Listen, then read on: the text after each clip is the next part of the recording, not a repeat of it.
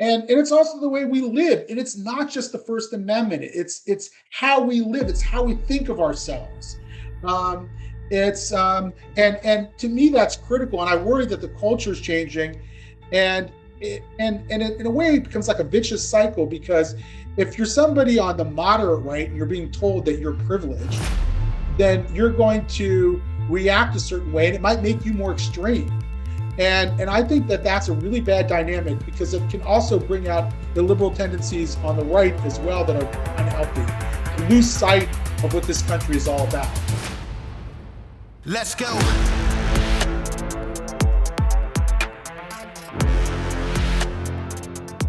Welcome to Citizen. We got a very special guest today, author David Bernstein. So we were just looking for your book on Amazon, and it's kind of hard to find it through search, although I've got the link for it. That seems kind of weird. Yeah, all of a sudden today I'm looking for my book, as you do when you just come out with a book, and it's not there on the search engine. You can still find it with the link, and I have this sinking feeling that somebody's targeting the book right now, and Amazon took it down at a time when it was selling really well. Yeah, you know, they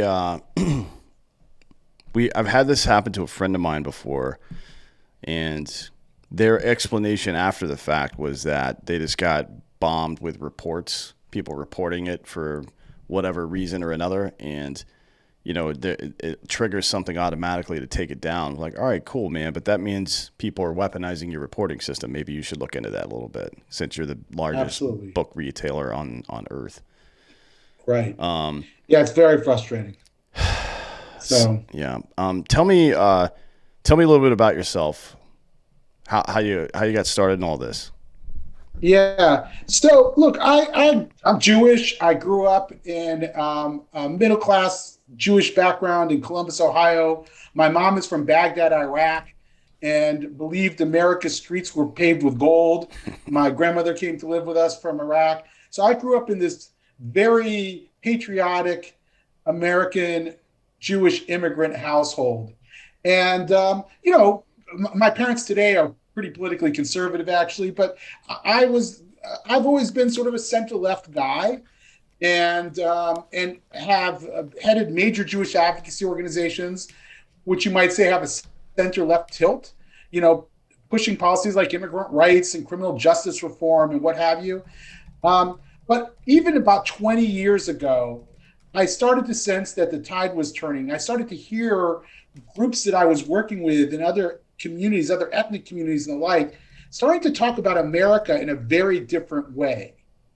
They went from talking about America, which was a great country with its constitution and everything, and a commitment to equality, but imperfect and still living up to its own high ideals, to a country which was oppressive in nature.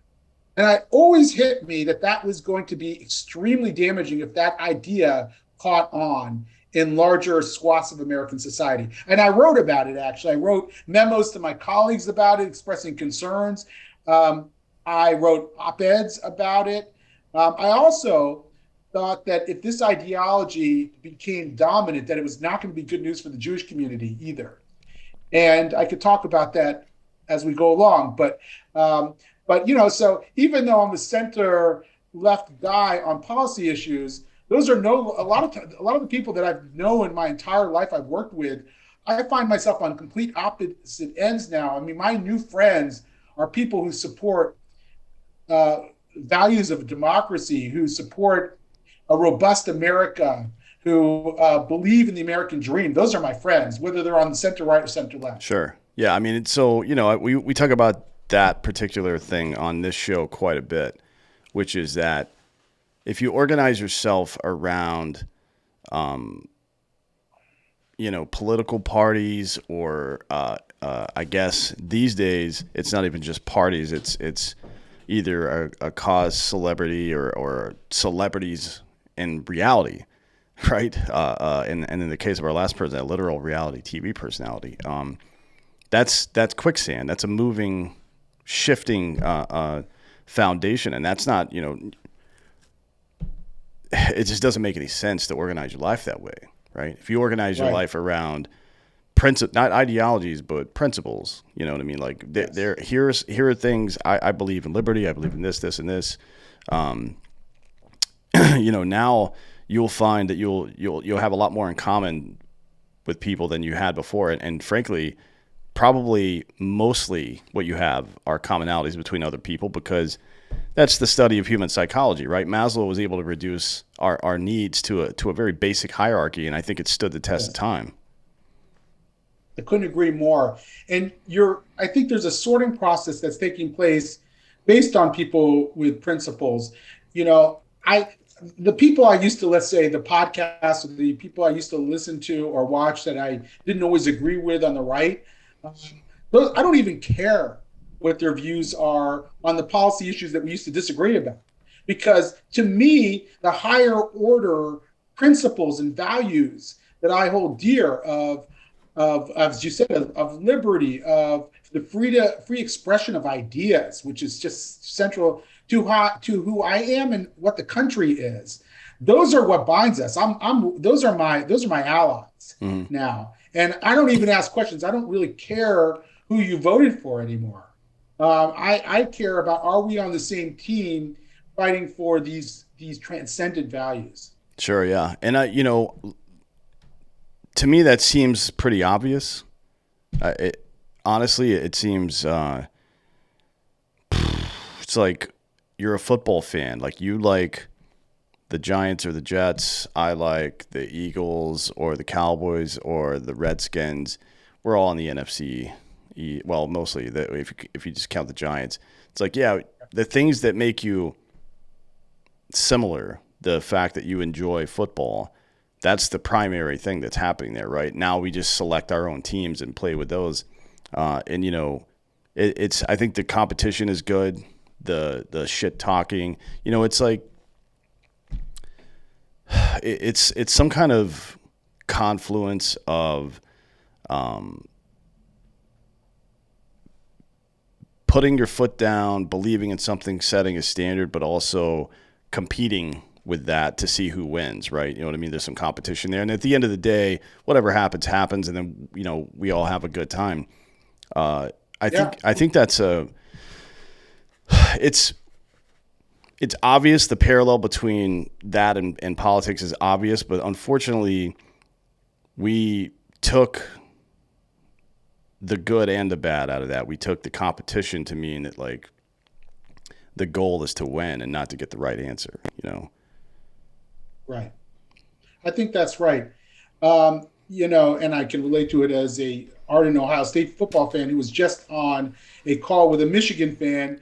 And, under certain circumstances, we'd be talking shit to each Oh other, yeah. but we were just enjoying the football games that we watched on Saturday. Well, I'm a Penn State graduate, so I'm not thrilled, but whatever. Man, going to Penn State football game when you're an Ohio State fan is an eye opener Oh because yeah. the amount of like energy in that stadium and the loudness of that stadium. And listen, I've been going to Ohio State games since I was 5, but it is just really unbelievable. Yeah, I think that's right. We've lost sight of the goals sometimes here, and I think like I would love to see more friendly competition in solving social problems between sort of market-based right-wing views and progressive government-oriented solutions. Like, bring it on! Like, let's try to make this country live up to its highest ideals and values. Let's try to lift up as many people as we can, but let's figure out how we're going to do it, and let's be on the same page. And I feel like that's been lost as well. I don't think it was ever perfect, but if you go back to the early 1990s when I was sort of coming of age, there was just a lot more of that. Like, I didn't, whether Jack Kemp's enterprise zones were going to actually solve the problem of the inner city, I didn't know. But the fact is he had ideas and he was energized by those ideas. And I feel like we're really lacking that today. And it's part of a larger problem in our politics and our society. But I wrote this book, Woke Anti-Semitism, because I watched my own community, the Jewish community. I'm not only part of the Jewish community, but it's home. And I watched overnight many institutions become completely captured and captivated by this ideology that told people that they had all the answers. An ideology that told people that what they could discuss and what they couldn't discuss. And it was amazing to me because in Jewish organizational life, especially, you debate everything. Sure, yeah. I mean, I grew up debating, like I debate, like whether the 1953 Cleveland Indians would beat the World Series champ of today, or it could be un- untold number of issues. And yet that itself is impossible to do now. You have people telling you that you're doing emotional harm to them by just simply questioning their ideas. And so I saw that happening in the Jewish community. Obviously, I saw it happening in the larger American society. And I left my job. I was CEO of an umbrella organization in the Jewish world, left my job and started a new venture to try to restore some of that to both the Jewish world and to America, be part of a larger effort to do so. How do you think that went down? I mean, like a yeshiva, if you know anybody that actually went to one of these like Jewish parochial schools, if you want to call it that, you're absolutely right. It is like it's like 12-year-olds debating 45-year-olds about 2 to 3 thousand year old literature. It's very interesting how that works. Oh, yeah. And it's kind of the Yeah. foundation of what you might call Jewish skepticism, right? And which is a really important part of the doctrine. So how do you think it does like just completely dissolved into this where they're marrying up with progressive stuff? I don't understand that. Yeah. So I was when I graduated college, I went to Israel and I studied at a yeshiva. It's a seminary, and I was just this sort of semi-secular American Jew, but I was interested. Like, okay, what is this Talmud stuff Sure. that everybody's talking about? And we go into this Beit Midrash. And Beit Midrash is like it's like a library, and people are paired up in what are called kavruta. So you're facing somebody else, and you both have these books open, and they're in Aramaic, and they start teaching you how to dissect the text in Aramaic. And I'm just sitting there with this tutor going back and forth a little bit about trying to meeting. And this dude right next to me stands up and starts screaming across the desk at his friend. I was just totally taken aback, and I didn't actually know what to make of it. Like, is he crazy? What's going on? And my tutor, says, no, it's okay, cool, whatever. Yeah, we keep on talking.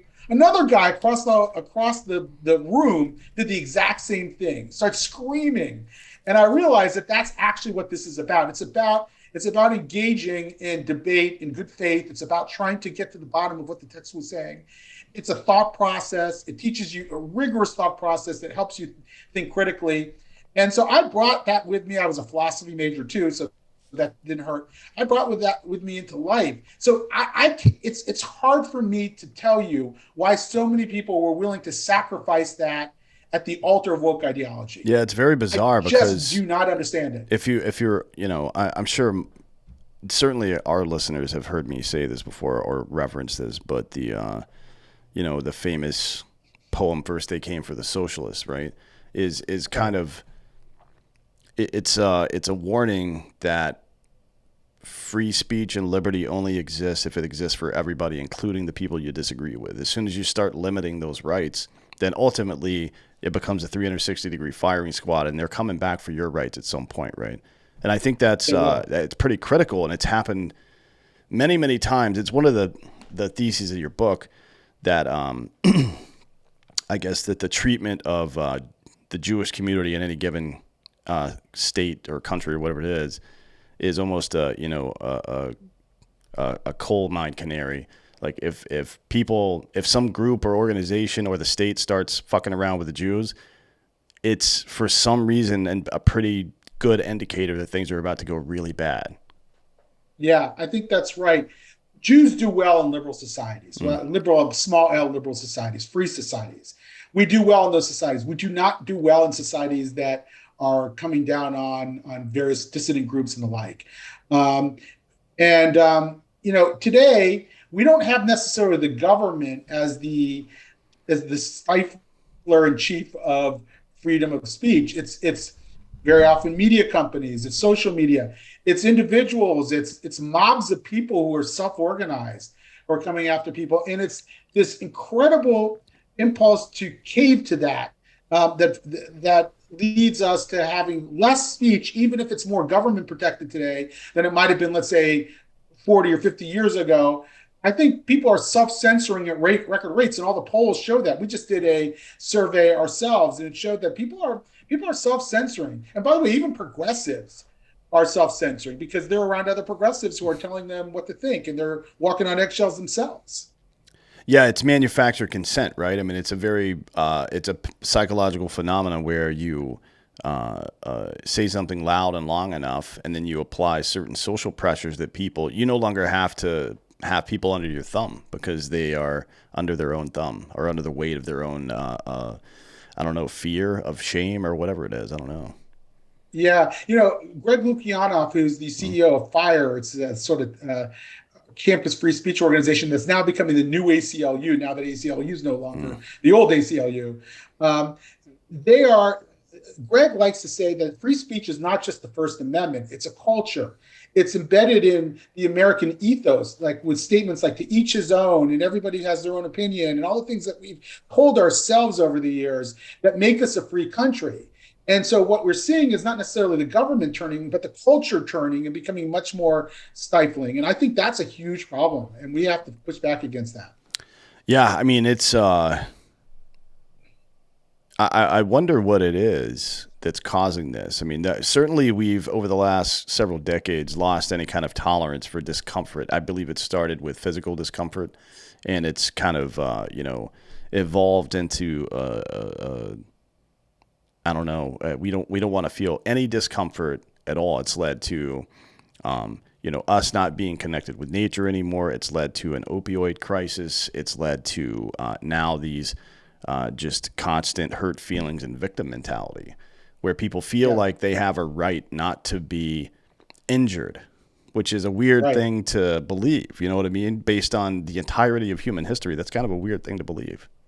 Right. I'd even go further and say that we're conditioning people to lean into their anxiety. Mm, And so people are saying, well, okay, my anxiety about X means that should be elevated into sort of a new social norm.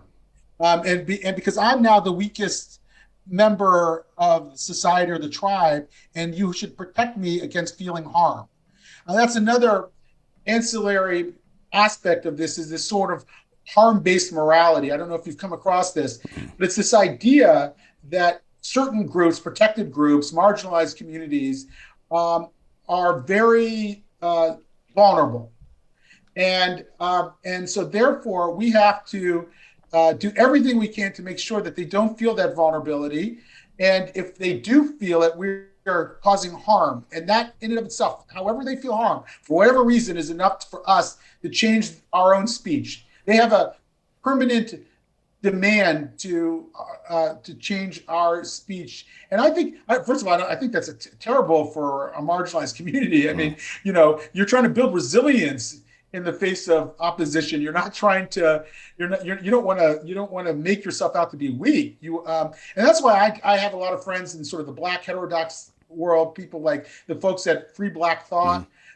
and the like, and they're scared that their kids are going to be taught that the system's rigged against them. Mm. And even if the system is rigged against them or partially rigged against them, you still don't want your kids going around thinking that they have no agency. No, that And I just think that that's just the side we're produces doing. that just produces nihilism, right? I mean, you're never going to get any kind of if somebody believes they have no shot, then they ultimately become nihilistic, and that manifests itself in a number of different ways. But you mentioned Greg Lukianoff and Colin of the American Mind. What did they say?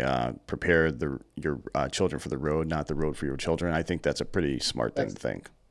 I think that's right, and that's a really important book. And I was exposed to this idea of harm. I have my now senior in high school was in eighth grade, and it turned out that he had taken a picture with another kid with a plastic airsoft gun at his head, and he sent it to eight friends in his school on like Snapchat. And I got a call from the principal that he had been suspended the last 3.5 weeks of eighth grade. And I was shocked. I mean, like, okay, maybe he shouldn't have done that. It was, by the way, it wasn't in school. It was in the basement of my house Hmm. that he took this picture. So I went in to meet with the principal, and I said, I don't understand this punishment. I mean, the kids, 3.5 weeks, and they said, well, it was the harm, not the intent. And there were a lot of kids with anxiety who felt very anxious at seeing that picture. And I was like, what? What do you mean it's not the intent? This kid couldn't hurt a fly. Like, why would you say that it's not the intent? Everybody who knows him knows that he wouldn't hurt a fly, and they insisted that it caused all this anxiety. And I thought to myself, and I wrote about this in the Washington Post actually at the time. I was outraged that that's exactly the problem. That we're conditioning kids with anxiety to think that if they're anxious at all, they have a claim against other people, and that should shut down discourse. Sure, and you know what? I mean, there's obvious things that spring forth from that. One is, like you said, just a general lack of resilience. I got some bad news for you folks. Life is tough, and Right. it ain't getting any easier, man. I mean, the weight doesn't get lighter; you get stronger. That's how this whole life works. Yep. But there's also this. There's only it's a bandwidth issue at this point. There's only so much attention we can pay. And maybe this sounds cruel, but there's only so much attention we can pay to people being harmed, right? And if we're lumping in people whose feelings were hurt into people who have literally been harmed, now the people who've literally been harmed are not being taken care of in the way they're supposed to, right? I think that's right. And you can imagine what that would do in like the criminal justice system, and it's already doing. I mean, the people who have actually done harm with the intent to do harm, and people who have been harmed by them might be let off the hook. And people who have done really nothing wrong other than violate somebody's sensibilities or whatever. You saw this, by the way, at the New York Times when the science reporter Don McNeil was let go. At first, he was actually partially exonerated. They sort of slapped him on the wrist and said he didn't really mean to do anything wrong. And a group of young, mostly young, I believe, staffers at the New York Times wrote a petition. I think there were about 150 signatories saying that they learned in their harassment training that the New York Times put on for them that it's the harm, not the intent, that matters. And that they felt harmed by what he had said. So therefore, New York Times should live up to its own harassment training and deal with Don McNeil, which they did, and they fired him at that point, or he was asked to resign. I don't know exactly what happened, but I know that he wasn't allowed to stay on as a reporter. So I think that's caught on, and it's been internalized by people. So if you're asking like, how do we get here? I think that's one reason we've got there is people are scared of violating the feelings and sensibilities of specific groups. There's a phenomenon a guy named Matt Brunegg talks about called identitarian deference, where you say, okay, we as a white person, I don't have the qualification to articulate my own view on race and racism. So I'm going to find other people in my organization. We're going to be by the way, carefully curated. It's not like all Black people agree with each other. I mean, I think I saw a poll recently that 62% of Black people disagree with affirmative action in higher education. I mean, just think about what that means for how diverse that community actually is, or how many Latinos don't adhere to this and who think Latinx is a ridiculous term. So they're carefully curating these people who adhere to the party line, and they're putting them in charge. And once you do that, once you sign on the dotted line of deference, it's almost impossible to get yourself out of it. So even if the political winds change around this, and I think they are changing somewhat, I think it's very hard for institutions who have sort of dug in to dig out. Yeah, and you make the point in your book that this is one of the primary causes of modern divisiveness and then racial essentialism, which is, I mean, it's really not even. So we monolith a group based on our preconceived ideas of what should be right or what the political winds say should be right, and then we select people who agree with that, who happen to be the right race, and then use them as a fucking puppet. I mean, what's really going on there? Yeah, it's a fucking puppet in many ways, and I've heard this directly from people that especially right in the wake of the George Floyd killing, a lot of organizations said, okay, now we've got to do something. And maybe the CEO that sort of was dragging his or her feet on this decided, okay, I'm going to move on this. And they started deferring and deferring and deferring. And they made all these commitments. And now, the racial audit that was started 3 months after George Floyd has sort of come out with this report, right? And so all these organizations now are sort of are digging in on this. Yeah, and I think it should be offensive, and it is offensive for a lot of minorities that don't adhere to the party line here. You know, that's not what they believe, and you hear this from them. There was an NFL coach. I'm just blanking on one of the I think one of the two African American NFL coaches who was asked by a reporter like, "What you're going against the other black coach in the league. What do you think of that?" And he goes, "I don't know. He's just a coach. He's my friend. I've got a lot of friends with the white coaches as well. I don't even think about that. Why are you imposing that on me? That is so common, and it's ridiculously common, and yet that's not what's happening in the corporate world, in the nonprofit world, in the arts, and everywhere else. Now we've done that to women for years as well. Just like if there's two women involved in something, like, oh, have you met Brenda yet? What do you guys get along? Like, who cares, man? It's like a very sophisticated and wide umbrella form of gaslighting, where the media pretends all of a group believes the same thing, then parades people who espouse that ideology around, and they keep pushing it regardless of how ridiculous and disprovable that ideology is, until other groups feel some kind of resentment towards them. You know what I mean?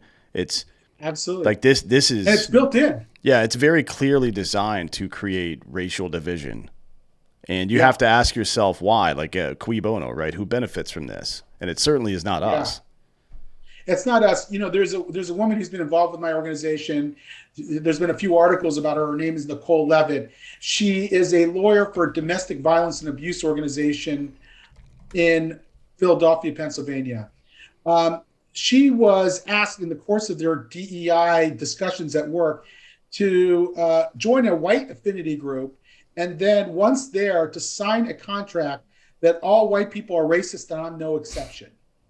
And she didn't want to do it. And then they brought her into the DEI coordinator for a struggle session that she was obliged to have, where they could try to convince her that she was actually crazy for not going along with the party line. So, and by the way, this happens so often. The problem is we just don't hear about a lot of them because most people just cave in those conditions.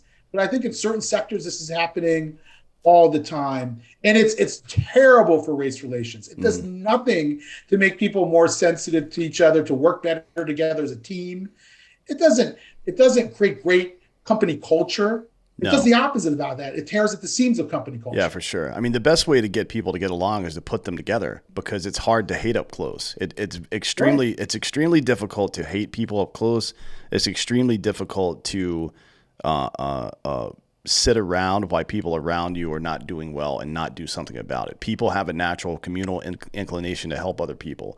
So all you really need to do, and certainly this is to some degree reductive, but the real solution for this is to put all these people in the same place, right? To have them talking to each other without a middleman involved. Because look at some of the like we've in the past on sports teams and stuff. A black dude would join a sports team, the first black guy on that sports team, and all the white dudes became friends with him. Well, how could that possibly happen? They hate each other. No, they don't. It's just not true. That's the reality. The reality is that when people are close quarters with each other, or work together, or live near each other, they either get along or they don't. And for the vast majority of people, they get along. That's just how life works. It's how it's always worked. Right. Yeah, and I think that some of this is really designed to pull people apart. It's hard to know why. Even the whole focus on microaggressions, or little statements you're not supposed to say. Ask people where they're from because they might look like they're from a different ethnicity than you. That's all designed to shut down discourse. It's all designed to sort of empower a single narrative and to shut down everybody else from talking. And part of it I realized is it's deeply nihilistic in a way. It's like, it's almost, there's nothing that comes afterward at all. So I remember, I'll give you a good example from the Jewish community. We've been doing Black-Jewish relations for a long time, and it's always been a both rewarding and painful aspect of our work. And I was told by somebody, a highly woke person, that I should stop using the term Black-Jewish relations. I said, why? He goes, because people can be both Black and Jewish. Those are not mutually exclusive. And I said, so what? Like, why should I stop? And they were very insistent. No, you should stop. I said, so what should we call it? And that's for you to figure out. And what I realized is that, and I've heard that over and over, by the way, that's for you to figure it out. It's like, we're just telling you to stop harming, but we're not going to give you any sense of what should be done next because that's emotional labor. That's that we don't want to exert for ourselves, or we shouldn't have to be expected to exert. So what you end up with is sort of this kind of nihilistic condition that sets in your organization or your community. You don't want to say talk, you can't talk about Black Jewish relations, so you can't do Black Jewish relations. And if you can't do Black Jewish relations, then you're no longer fulfilling the mission of your organization, which was set up, among other things, to do Black Jewish relations. And then you become disempowered in that process. And I get the sense it wasn't about the terms I was using, it was about me being perceived, even though I'm 50%, Middle Eastern. It was about me being a white guy in charge and causing sort of like creating a Tower of Babel that makes it so I can no longer, or people like me can no longer lead. Yeah, and that's the first. So one of the things we've seen from Russia over the past, I guess, let's see, what year is this? The past 80 years or so, and part of their information operation technique is you don't necessarily have to stop any kind of behavior or even push any other kind of behavior. What you really need to do is shape the narrative, because based on what they're allowed to talk about, people believe that that's what they're allowed to believe and what they're allowed to act on, right? And it is probably the best way to control things upstream without a heavy footprint.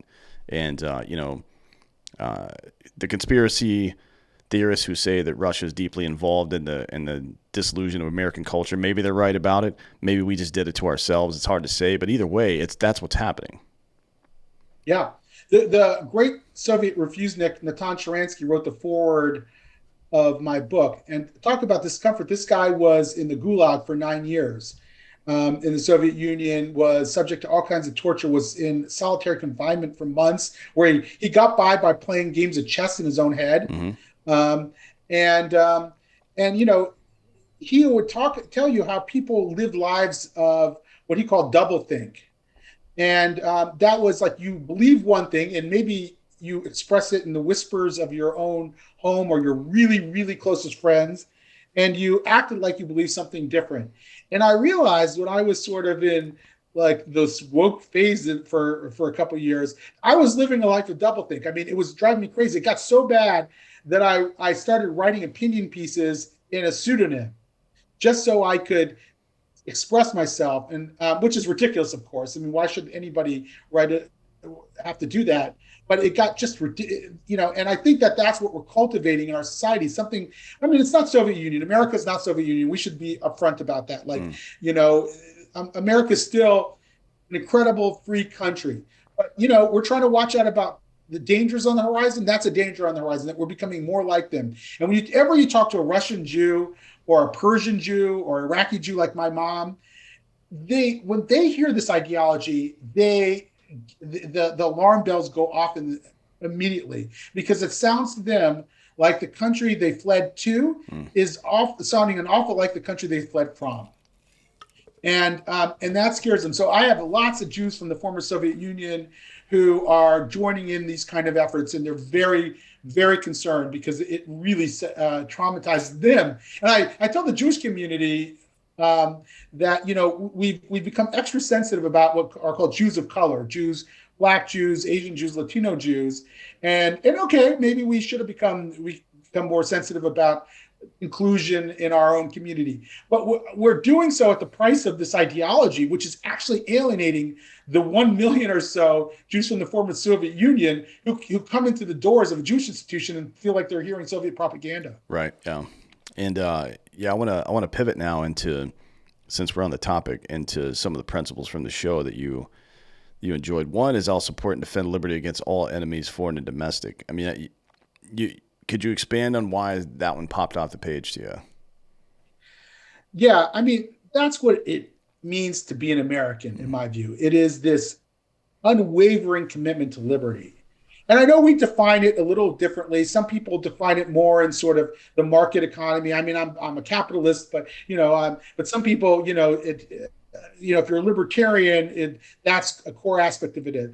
Some of it is in the way we project ourselves in the on the global scene. We're champions of liberty for other countries where people are oppressed, like in Iran or China. Um, and it's also the way we live. And it's not just the First Amendment. It's how we live. It's how we think of ourselves. Um, and to me that's critical. And I worry that the culture is changing, and in a way it becomes like a vicious cycle, because if you're somebody on the moderate right and you're being told that you're privileged, then you're going to react a certain way, and it might make you more extreme. Mm-hmm. And I think that that's a really bad dynamic, because it can also bring out illiberal tendencies on the right as well that are unhealthy, that lose sight of what this country is all about. And that's the vicious cycle I worry that we're in right now. But to me, I've never stopped believing in liberty. Andrew Sullivan, the writer, thinker, says, I haven't changed. Have you? Yeah. And that's what I keep on saying to people. I haven't changed. Maybe you have. Yeah. Yeah. It's, I think our greatest export is liberty. But I don't, I think that the neocon groups have gone a little far with that, with a literal export of liberty, and it just doesn't work. Like there's no, you can free somebody, but you can't give them liberty, because liberty starts inside of you, right? It is, right. As you said, just unwavering, this unwavering belief that my life is my own. And that you can only truly believe that if you believe it is also true for other people, right? So right. You do feel compelled to guide others towards liberty and maybe assist them in that fight, in the same way that I don't know, Lafayette did during the American Revolution, for example, right? He wasn't American, he was a French guy. There's plenty of, and just like, a lot of the people who have left the United States to go fight with the Peshmerga in Syria and Libya and shit like that, and even Iraq. Yeah. I mean, it's like there are some people who, there are quite a few people who believe this to their very core, and that to me is the greatest export, is demonstrating that belief. Not necessarily, Yeah. you don't have to fight. I mean, I chose to fight because I could. A lot of people do, but it's not just about guns and bombs and shit like that. It's about how you live your life, like as you said. You know what I mean? Yeah. In the lead up to the 2003 war in Iraq, my mother, is Iraqi, grew up in Baghdad, came here in her 20s, studied at the University of Baghdad.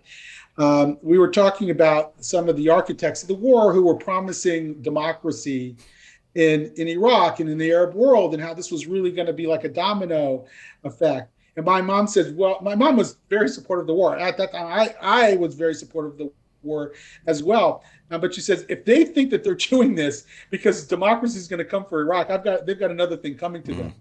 And, because she knows it's not part of the culture. Now, that doesn't mean that there aren't growing numbers of people who desperately want democracy in Iraq, but it's very easy to think that to hone in on those people and think that everybody wants it. And I remember during the Arab Spring in 2012, when we saw the outpour of democratic fervor among Egyptians in Tahrir Square and the like. You would hear people interviewed saying, well, Islam is the answer. And you realize like that was just a subset of a much larger society in which doesn't deeply believe in democracy. I have to say, even among Iraqi Jews, who are probably way more westernized than their fellow countrymen, you can still see like a lot of my relatives who came here when they were teens or early 20s or whatever, they didn't completely understand what made a democracy tick. I mean, there's some hilarious examples of that, like my mom like saying, well, if those Somali cab drivers aren't going to drive people to the airport because they want out, or to the alcohol place, maybe they should just be deported. Like, Mom, you can't just really deport people because of that, And so, but still, these are people who knew the difference between democracy and totalitarianism in their bones, because their lives were so different than they were here. Sure, yeah. It's like one of the things that the West never really understood about the Middle East, and still doesn't really, is that their idea of liberty has been shaped quite a bit differently than ours has. You know what I mean? Like there's a lot of space between totalitarian dictatorship and full-on democracy, obviously. Yes, there is. And so from our purview, historically, there has been some religious element and cultural element to the oppression that's occurred over the years, but primarily it's just been greedy rich people, you know what I mean, in the West. It wasn't just based on who you were as a person, you know what I mean, or what community you were in. There's a lot of different elements, especially over the last couple of hundred years. Black culture's been fucked with quite a bit. Irish and Italian culture in America has been fucked with quite a bit. Jewish culture as well. But the modern idea of liberty in the West is the idea that I just want to be able to do what I want to do. And then from the Middle Eastern perspective, it's like there's America hasn't been conquered very often, but Right. Constantinople has, right? You know what I mean? And Egypt has, and Jerusalem has. I mean, it's like their idea of an external oppressive force is completely centered not just on evil or greed or conquest or any of that stuff, but literally about who they are as people. So if they're just allowed to be who they are as people, more or less, not gonna bitch too much about if somebody is in charge of other stuff. You know what I mean? If it's a dictatorship, if you want to call it that, Right. then I think they're a lot more comfortable with that than we would be. Yeah, I think so. I think the kind of thing that we'd be willing to pick up, arms with on our own government if it became like a tyranny, are things that a lot of other people probably would be willing to live with, and so I think that that's lost upon people here, by the way, as well. Like, there's no comparative framework at all when they talk about what's not right about America or America's imperfections and warts. I mean, we should be able to, and they'll say, oh, well, if you're engaging whataboutism when you compare the problems in the United States with everywhere else. I'm like, no, what that does is it allows me to know what's possible in the here and now too. It guards against utopianism. If you don't compare what we have in the United States, how great it is, how incredible it is, how worth preserving it is, that guard, and you're able to see that when you've traveled somewhere else, when you've been with other people who don't have that same culture, that same form of government. That helps us remind us why we care so much about liberty, what it means to protect liberty. So that to me is a transcendent value of mine. Yeah, same. And it's people that haven't spent time, particularly, I would say in the Middle East, it's probably more common than anywhere else on Earth, to be honest. Just because it's and it's in the middle, and people have been fighting over it for thousands of years now. One of the other principles that you selected here was, I will not sacrifice liberty for security, and you wrote some notes in here. I want to add to that at some point, that we've not just sacrificed liberty for security, but we've sacrificed liberty for convenience as well. So it's worse than just security. Like, it's not just our fear that we're using at this point; it's our laziness as well. At any rate, Yeah. you say you lived this out on a personal level because of some of the organizations you work for. Can you explain that? Well, I've been, as I was saying before, in the Jewish advocacy realm most of my life. I've been in pro-Israel advocacy, and it's always been about in the center left somewhere, mostly, and so I could be involved at any given time with some pro-Israel initiative, but also or U.S.-Israel relations initiative, but also involved in an issue like immigrant rights or criminal justice reform. And on take an issue like criminal justice reform, I wasn't necessarily a radical about it. I just thought that we shouldn't be jailing people on low-level drug charges. Mm-hmm. And if that was swelling up the number of people in jail because they had 2 ounces of weed on them, I mean, that's not a good thing. We should change. And so I would advocate for this. At some point, I realized that the people in the coalition I was with were no longer just advocating for these issues. They were applying ideological litmus tests. And one time I was at this coalition meeting, and point blank I asked, do I have to believe America is a white supremacist country in order to be part of this coalitional effort? And to my shock, literally everyone in the group said, yeah, you do. And it was no longer about the issue anymore. So that's what I saw close and personal. And it'd be easy to go along. I mean, for some people, it is easy to go along. Let's face it, like they don't have a deep commitment to any sense of principle. So they don't feel the least bit put upon if they're asked to go against these very weak principles. Or someone like me, like that I cannot not advocate for my authentic view. I can't pretend to support something that I don't support, or for very long at least. I mean, everybody's got to act a little bit in the workplace, right? We can't say exactly what's on our mind at every given time, but in the thrust of things, that's impossible for me to do. I'm not going to sit there and say America is a white supremacist country. I'm just not going to do that. And that was all around me. People are saying we should acknowledge our complicity in white supremacy. No, I'm not going to do that. In 2016, I was invited to go to this meeting that some Black Jews put together around with Black Lives Matter. We were going to try to get to know what this nascent movement was that had all this energy in American politics, and I was very curious about it.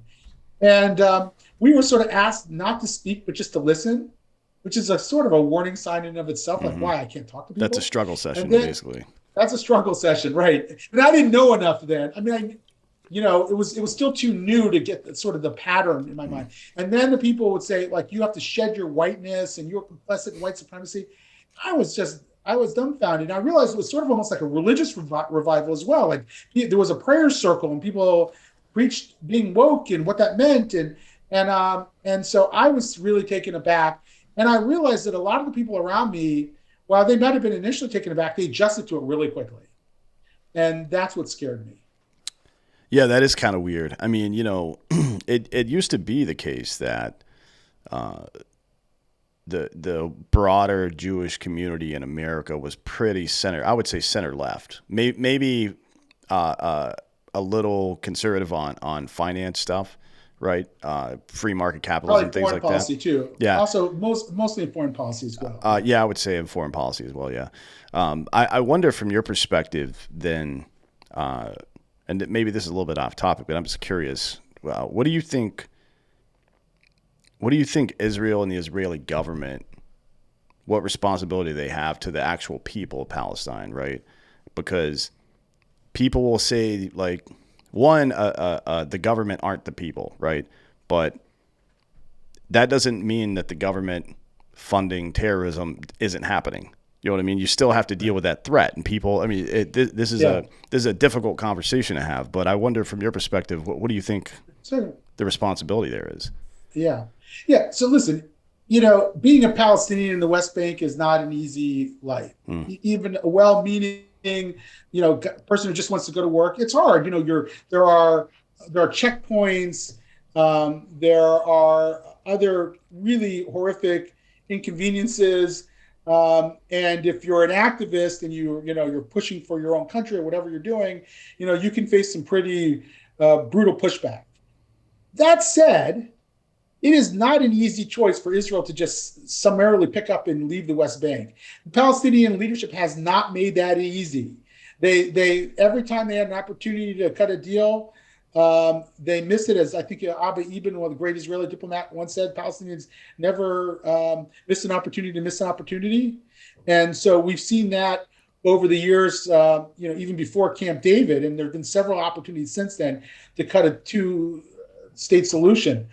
And if I look now, I mean, if you go to, I'm going to Israel tomorrow, by the way, okay? And I've lived in Jerusalem, and I know where a fence would be built between East and West Jerusalem. It's like right through the city, and you can imagine either being on one side or other of that, and worrying that the people who are now in the close quarters of Jerusalem could lob a rocket or whatever. I mean, and I understand why an Israeli government would say this is just not doable right now. Sure. So, I do think Israel has an obligation to make life as easy as they possibly can, but they can't easily stop occupying this other people. I mean, building a wall through the center of Jerusalem is a fucking stupid idea. We've done that in the last 50 years in Berlin, and it was stupid then, and it's stupid now. Like it doesn't that does not solve anything at all, right? Right. So there was a security barrier that was very controversial, a security fence or a wall, depending on what you want to call it, that Israel built on the Green Line in the last 15 years. The green line is the line where they stopped fighting in the 1967, and that it's a wall, it's a concrete wall in some places, but it's mostly a fence, and that has actually stopped the Hamas terrorism by and large. I mean, you don't see nearly. I mean, in 2002 it was scary. Yeah. I go there, and you didn't know when the next cafe was going to be blown up. Right. So yeah, there were like the city buses were getting bombed all the time by suicide bombers and shit. It's pretty common back then.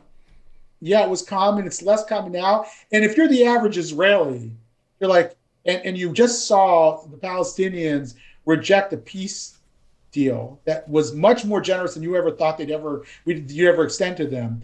And now you've got relative tranquility, relative peace. You're saying, I don't want to deal with that anymore. I just want to go to work. Keep those people away from me. Don't make it so that they can bomb me. Don't make it so they can shoot rockets in my town. That's what I want from my government. And that's what most Israelis are doing now. But that sounds a lot like the 97 crime bill, right? Where we locked a bunch of people up for drug-related offenses because we thought downstream that would turn into violent offenses, right? I mean, ultimately, at some point, once the violence ends or is mitigated to some degree, you have to get back involved in trying to actually solve the problem, right?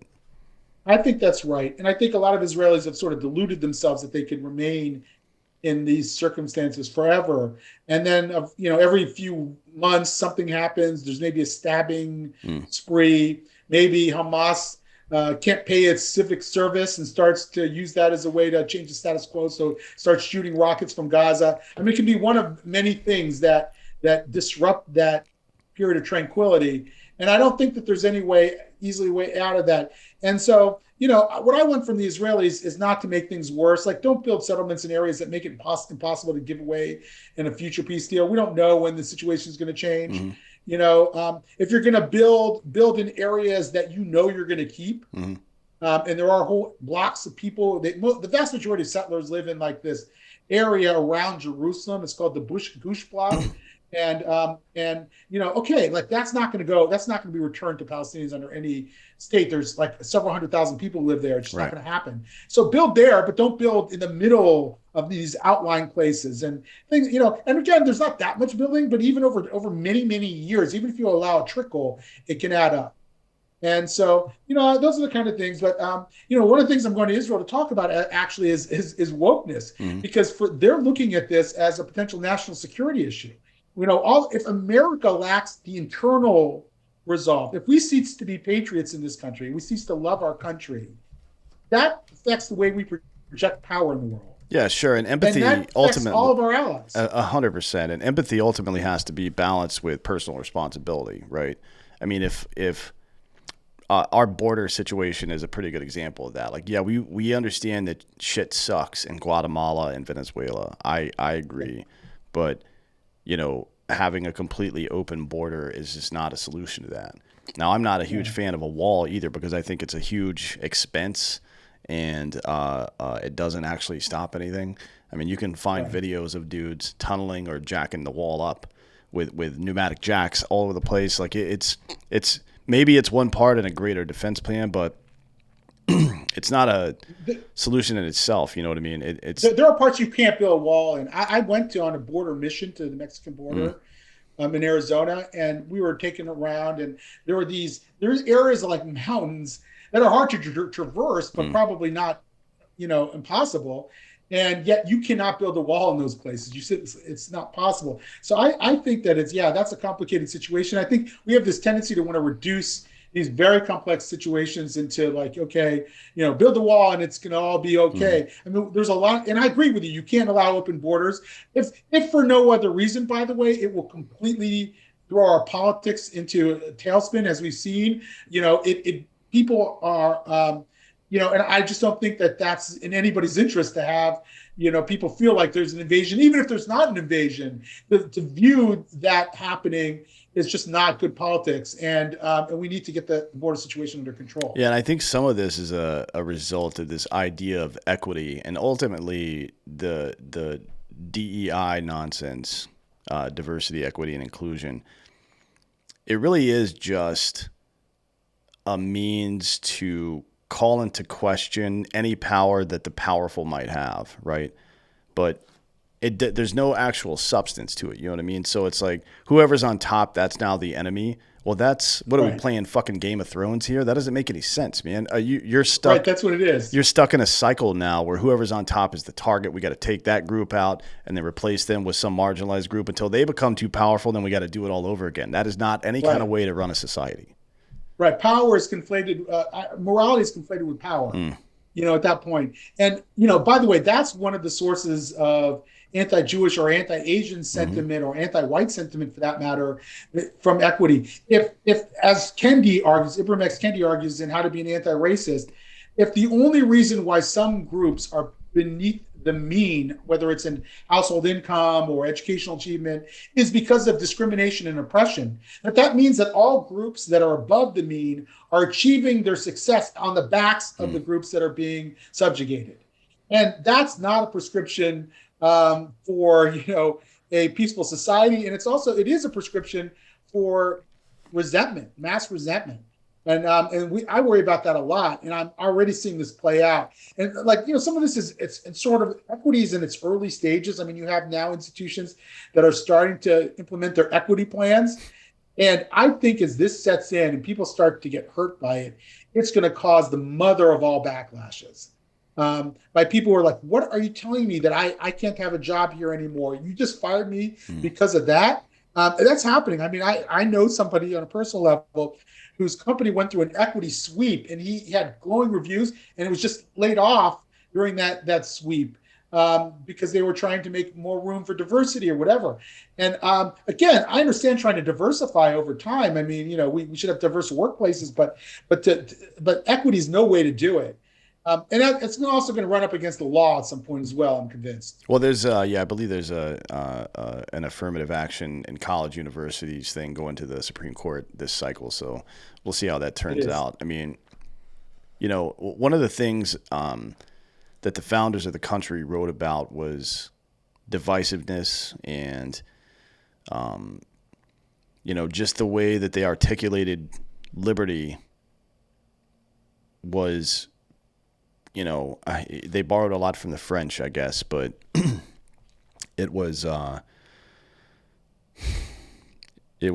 something new, right? To organize your government around it. Now we understand that the stuff that they added on the back end, like you can say all people deserve, or all citizens deserve X, Y, and Z, and then in the fine print define what a citizen is. It's a landowning white male, basically. Right. Although it didn't say white at the time, but that's really what it meant. I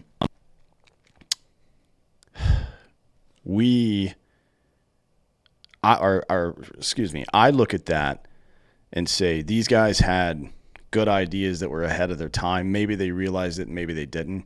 Maybe I feel like a couple of these guys, Adams and Jefferson specifically, realized that, and they intimated as much, that things like slavery were just I believe Jefferson wrote that slavery was an abomination, which is a weird thing for one of the largest slave owners in the country to say, but almost like Einstein in the early 20th century trying to figure out subatomic particles without the tools to be able to actually look at them, like CERN and things like that now, in Fermilab and things like that. So when we we're in the process of reorganizing our society based on the in-out group dynamic, right? Which is kind of what we were trying to avoid in the first place. It really we veered quite a bit away from classical liberalism, where the things that Martin Luther King Jr. said, for example, like you judge a person by the content of their character. You know what I mean? That's like, if you look on the back of their baseball card, there shouldn't be a picture on it. There should just be stats, what you've done. Right. You know what I mean? I couldn't agree more. And I think we've got to start to articulate a narrative about who we are as a people, because I think the people in the middle, in this vast middle of this country, have stopped doing that. And that's created a vacuum for the oppressed oppressor narrative. It's created a backroom for the sort of great replacement theory, people who think that, America is being taken over by, alien, and I think that those are dangerous narratives, and they're not true to who we are. I've been playing with the idea of patriotic pluralism, and the right tends to be patriotic, but maybe not as pluralistic as it should be. The left tends to be pluralistic, but not very patriotic. And you can see that, and by the way, in some of the recent surveys that they've been taking. And I think we are a country that has incredible ideals to stand up for, and we're a country that is highly pluralistic. Now, that doesn't mean we should have open borders, by the way. It just means that we should understand that to a degree, our diversity is a great strength, that there's untold energy in the huddled masses of immigrants. I mean, I live in an area where there's a lot of immigrants. I mean, I think I read that there's something like 8% in Montgomery County, Maryland, where I live, out suburban Washington, D.C., that are undocumented illegal immigrants. I have to tell you, I don't know who, when they come to my house to either cut the grass or build a garden or a new patio, I don't know who's legal and who's not legal. I watch these guys, and they work their asses off. And and again, I'm not saying that we should have open borders or we should immediately legalize everybody, but I know that there's tremendous energy among immigrant populations. My kids go to school that have like 30% Asian Americans. These kids work their asses off in school. Like, they're the new Jews in a way. Like, by the time I grew up, our parents were, softening up a little bit, and that's fine. I get it. Like, we knew how to get into college or whatever we needed, but these kids are working so hard, and their parents have sacrificed so much. I mean, they are patriotic. I'll tell you a little story. I spoke in front of a Chinese American group about 2 months ago. And it's a mainstream group, and the CEO of it did not want me to touch any of this sort of anti-woke stuff. And he and I are friends, and he thought I might do that. And I kept quiet until somebody asked me a question where I couldn't resist. I got up and I said, "Is this oppressed narrative the right narrative for your kids? Is this what you think your kids should be brought up with? I mean, your kids aren't oppressed. I'm not oppressed." And there was an Indian guy on the panel. Are you oppressed? I don't think you're oppressed. It doesn't mean that life is perfect and there's no discrimination, but isn't this country offering you all the freedoms you could ever ask for? I got a standing ovation. I could not leave the hall afterwards. And the guy who brought me in there was shocked because he misread his own group. These are people, they love this country. And they come in here to make a difference and teach their kids how to be successful in it, and with an incredible work ethic. So I think that's part of our heritage too, and that we should honor that. And we should also just learn how to honor our own great ideals in this country. And I think we've lost that on both sides of the political spectrum, in my opinion. Yeah, for sure. 100%. I mean, it may be the biggest problem we have is that nihilism. I mean, Rule 76, right? Play like a fucking champion. That's Right. That's the most important thing you can do. And you can't do that if you can't operate in good faith. And you can't operate in good faith if you're constantly being told that the game is rigged against you. You know what I mean? Even like as you said, even when it is to some degree, it doesn't do you any good to even acknowledge it, frankly, much less make that part of your identity. You know what I mean? Like, Yeah. I succeeded in spite of everything. Like, no, that's everybody succeeds in spite of everything. That's how life works, Right. bud. Yeah. I have two sons who are both have ADD or ADHD. One of them is even dyslexic. And, it's a little frustrating sometimes when you're a parent and they're trying to medicate your kid and the kid really shouldn't be medicated, or and that they're really smart, but the system is sort of making them feel stupid because they can't do what everybody else can in the same way, but they're actually really creative and smart. And yet I say to them at the same time, look, I can't wave a magic wand and make the system accommodate you better because of your call it a disability if you want or not. But so you're going to and if you want to try to change the system, be my guest, right? Like we need people who try to change systems a bit as well. But you're going to have to work within the system because this is the one we have. And it's better than most, but it's highly imperfect. So how are you going to make sure that you leverage your strengths in this environment? That's the message I've tried to get to them. in a system that wasn't always so kind to them when they were kids and they couldn't pay attention in school and they were running around, and the teacher created a highly sort of feminized environment in the school, which made little boys feel like they have to behave like little girls and all that stuff. And so, but that, I think that's got to be the narrative that we give our kids. Yeah, okay, work to make America live up to its highest ideals, but at the same time, you have to be able to succeed in the system we have. Sure, yeah. I mean, it's the ultimate example of teach a man to fish, right? Which is interesting because one of the more polarizing characters in the American public right now is Jordan Peterson, a man who is simply trying to empower people to take control of their own lives. Now, if that being controversial doesn't tell you something about where we're headed, then you're not paying enough attention. It's crazy. Yeah, look, I don't always agree with Jordan Peterson, but he's a fascinating guy to listen to. Mm-hmm. I mean, and he sort of riffs sometimes, and you don't know where it's going to go. I'm not sure he even knows where it's going to go when he's riffing on some topic, but it's going to be interesting to listen to, and it gives you food for thought. And he has this whole sort of personal responsibility emphasis that obviously we need in this society when so many kids are just failing, and and so what I can't understand the invective and the disdain for this guy, unceasing disdain for this guy. And it's just like, listen to him. I mean, like, why do you feel like you have to shut him down? And they just can't.